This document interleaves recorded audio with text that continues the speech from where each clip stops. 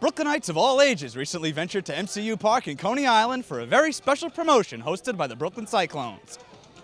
Gil Hodges Bobblehead Night. What a great way to salute a Brooklyn baseball legend.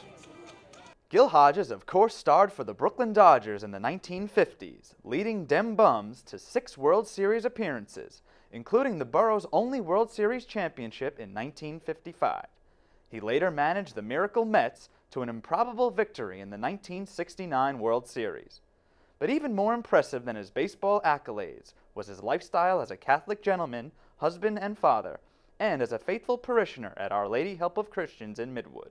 Baseball was his job, but coming home after the game where he had, 4 children and a wife, very devout Catholic, war veteran, honored with medals from the Marine Corps. He is really part of the history and the legend of Brooklyn and the Diocese of Brooklyn and Queens. He was probably the best gentleman in the game and the best guy for the sport in his time.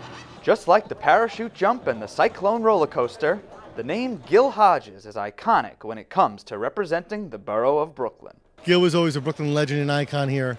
And, it's always nice to keep on remembering them and honoring Gil in his memory and his family. I think the best description was when, I think it was Pee Wee Reese said, if you want to have a son, let him grow up to be like Gil Hodges. Okay, so we know how much Gil Hodges means to this borough, but the real question is why he hasn't garnered this sort of attention on the national stage.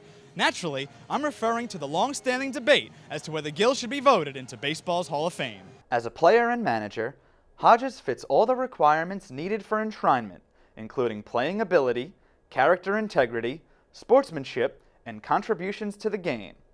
The 8-time All-Star and 3-time Gold Glover led all first basemen in the decade of the 1950s in hits, runs scored, home runs, total bases, and runs batted in. I was at his game when he hit 4 home runs against the Braves on August 31st, 1950. As it gets closer and closer, we all start to hope and hope again. The last time Hodges was up for Hall of Fame election was 2012, and he came up 3 votes shy. He'll again be on the Golden Era Veterans Committee ballot at baseball's winter meetings this December, and he'll need 12 of the 16 votes to be inducted. Hopefully they'll all get together and make the right decision, because I think Gil and his family deserve it's about time. It's important not for me, not personally, but for my mom. She's getting up there in age. She's going to be 88 in a couple weeks. I'd like to see her see that. As a player, as a manager, and most importantly as a man, Gil Hodges rightfully belongs in Cooperstown. Hopefully this winter, the baseball gods will finally answer the devout prayers of the Brooklyn community. Reporting for Currents, I'm Jim Mancari, and we're really pulling for you this year, Gil.